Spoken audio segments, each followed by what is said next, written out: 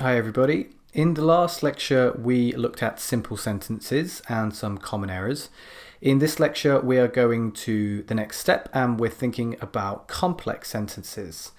So we're looking at how to use the type of sentences which will improve your score to a band 7 level and above. Without complex sentences you're going to struggle to get that band 7. Why? Well, that's what we're going to look at first.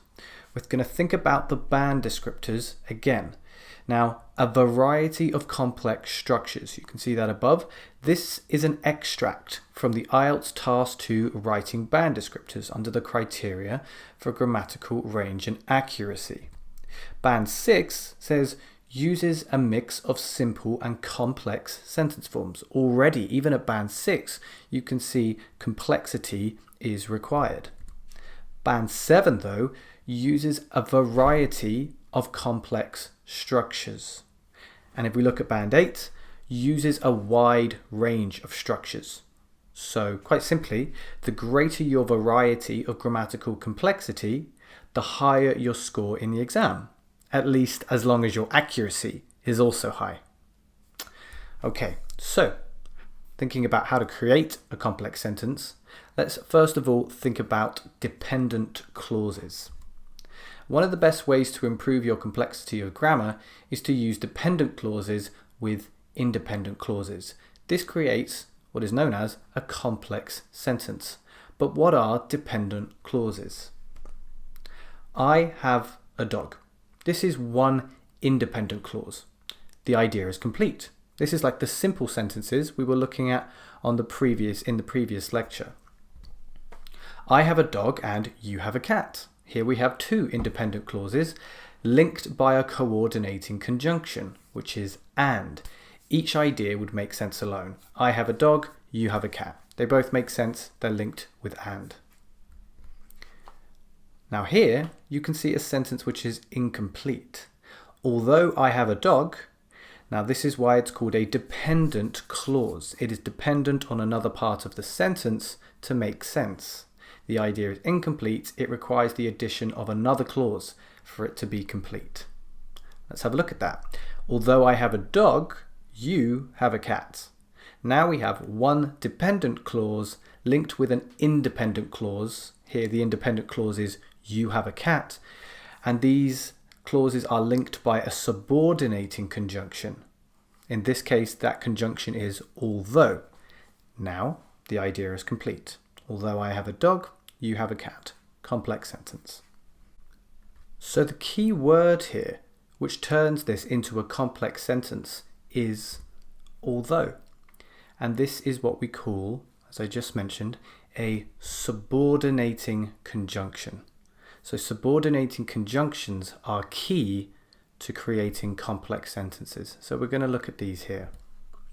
To create a complex sentence, which is a sentence with at least one dependent clause, you need to use subordinating conjunctions.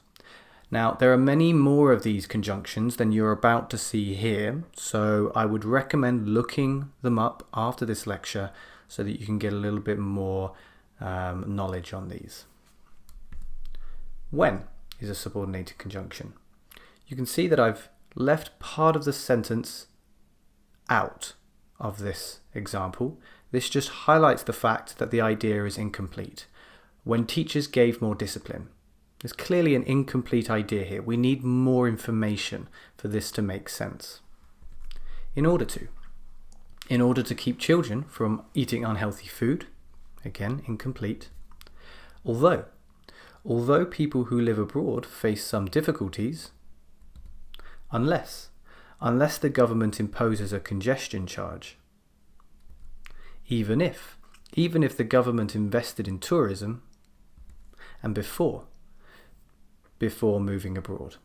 So you can see here that each one of these clauses is a dependent clause. It's dependent on another part of the sentence to make sense. That's what we're going to look at now. Now our sentences make sense. Grades improved when teachers gave more discipline. In order to keep children from eating unhealthy food, advertising should be more strongly regulated. And you can read the rest of these sentences in your own time if you'd like to pause the video. But what I want to focus on here is the ordering of the subordinating conjunctions. If you use a subordinating conjunction at the beginning of a sentence, like in order to, or although, or even if, as we've done here, then notice we will use a comma after that dependent clause and before we begin the independent clause. That's very important, and it's something we're going to return to when we think about punctuation in a later lecture.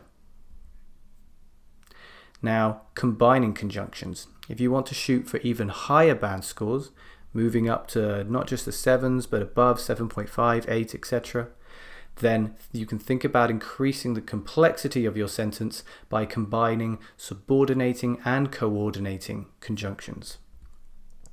For example, in order to reduce crime rates, the government should provide greater funding for the police and punishments should be made stricter. In order to subordinating, coordinating, and. Unless emergency services are given more financial support, the number of fatalities will continue to rise, even if other measures are adopted. Here we've got two subordinating conjunctions. Fatty and sugary foods need to be taxed or regulated so that children are not tempted by these unhealthy options. You're beginning with a coordinating conjunction and moving to a subordinating conjunction. So as to protect children who may be influenced by the powers of peer pressure, the government must educate children about the danger of drugs and clamp down on drug abuse by minors. Now this is a very complex sentence. There's quite a lot of things going on here. First of all, we have a subordinating conjunction, so as to protect children, that introduces the dependent clause. This is followed by something we haven't really looked at yet, and that is a non-defining relative clause which uses the relative pronoun who. Don't worry about that for now. It's something we're going to look at later. And then we have the independent clause, the government must educate children about the danger of drugs, which is connected to another clause by way of a coordinating conjunction and clamp down on drug abuse by minors. Okay, so a nice complex sentence here using a mixture of conjunctions. Now just to think about that purple text there, who, as I said, this is what's called a relative pronoun, and it is something we're going to focus on later in the course in lecture 26. So be prepared for that. It's just another way that we can improve the complexity of our grammar and therefore move ourselves up to a band 7 and above. But there's plenty of advice here on how you can do so with complex sentences. Just remember, subordinating conjunctions, dependent clauses linking to independent clauses. Okay, hopefully that gives you a little bit more confidence with complex sentences, and in the next lecture we're going to take a closer look at punctuation and some common mistakes there.